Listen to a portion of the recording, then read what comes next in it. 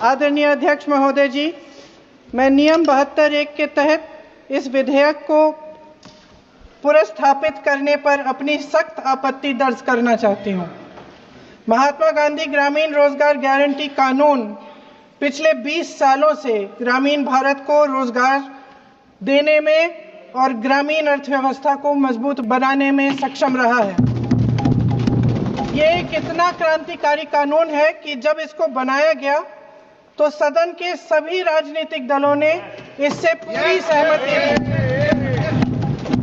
इसके द्वारा 100 दिन का रोजगार इस देश के गरीब से गरीब लोगों को मिलता है, हमारे गरीब से गरीब भाई बहनों को। हम सब जनप्रतिनिधि हैं महोदय, जब हम अपने अपने क्षेत्रों में जाते हैं, आप भी जानते हैं, दूर दूर से हमें दिख जाता है कि मनरेगा का कौन मजदूर है। सबसे गरीब होता है, चेहरे पे झुर्रियां होती हैं, हाथ मिलाए तो सर हाथ पत्थरों की तरह कठोर होते हैं क्योंकि इतनी मजदूरी करते हैं। तो सर मेरा जो इस बिल पर ऑब्जेक्शन है, सर ये जो कानून है इसके तहत हमारे गरीब भाई बहनों को जो रोजगार की कानूनी गारंटी मिलती है, जो अधिकार मिलता है, वह इस योजना में मांग के आधार पर संचालित होता है। मतलब जहां जहां रोजगार की मांग है वहां इस योजना द्वारा 100 दिनों का रोजगार देना अनिवार्य है। इसके साथ साथ केंद्र से इसके लिए जो पूंजी जाती है वो भी मांग पर आधारित होती है। यानी कि इस योजना के लिए जितने पैसे जहां भेजने हैं, कितने भेजने हैं, वह जमीनी परिस्थितियों पर आधारित होता है और मांग के आधार पर निर्धारित होता है। सर इस विधेयक की अनुसूची 1 में उपनियम 4(1) और 4(2) द्वारा केंद्र को इजाजत दी गई है कि वह पहले से ही निर्धारित कर लें कि कितनी पूंजी कहां भेजी जाएगी। इससे संविधान के 73वें संविधान संशोधन को नजरअंदाज किया जा रहा है। महोदय, इसके जरिए ग्राम सभाओं को इस योजना की मांग की जमीनी परिस्थितियों के आधार पर तय करने का पूरा अधिकार दिया जाता था। आज वो अधिकार कमजोर किया जा रहा है।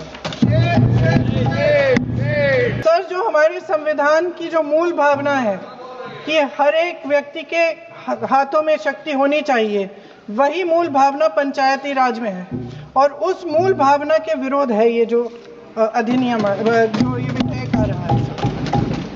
सर इस विधेयक के जो प्रबंधन है जिससे रोजगार का जो अधिकार है, कानूनी अधिकार है, वो कमजोर हो रहा है, वो हमारे संविधान के विपरीत है। सर ये हमारे इसी सदन ने ये कानून बनाया और इसी सदन ने ये अधिकार जनता को दिया है। सर महात्मा गांधी मनरेगा में 90% अनुदान केंद्र से आता था। इस विधेयक द्वारा ज्यादातर प्रदेशों में अब 60% आएगा, इसको घटाया गया है।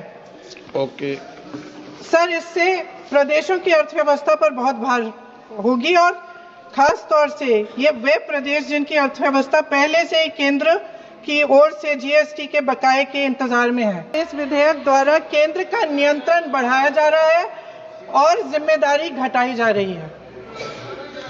सर जो 100 दिन का अधिकार आपने 125 करने की बात की है, लेकिन इसमें वेतन की बढ़ोतरी, आपकी जो मजदूरी की बढ़ोतरी है, इसकी कोई बात नहीं है। माननीय सदस्यों, सर ये सही बात है कि अभी तक जो बकाया है वो ही पूरा नहीं हुआ है। आखिरी बात ये है सर कि हर योजना का नाम बदलने की जो सनक है ये समझ में नहीं आती है। सर जब ये किया जाता है तो सरकार केंद्र को पैसे खर्चने पड़ते हैं। सर आखिरी पॉइंट है कि बिना चर्चा के, बिना इस सदन की सलाह लिए इस तरह से जल्दी में विधेयक को पास नहीं होना चाहिए। सर ये विधेयक वापस लिया जाना चाहिए। इसके बदले में सरकार को एक नया विधेयक पेश करना चाहिए। खत्म करूं। महात्मा गांधी जी मेरे परिवार के नहीं थे, लेकिन मेरे परिवार जैसे ही हैं और इस पूरे देश की यही भावना है सर। सर इस पूरे देश की यही भावना है। माननीय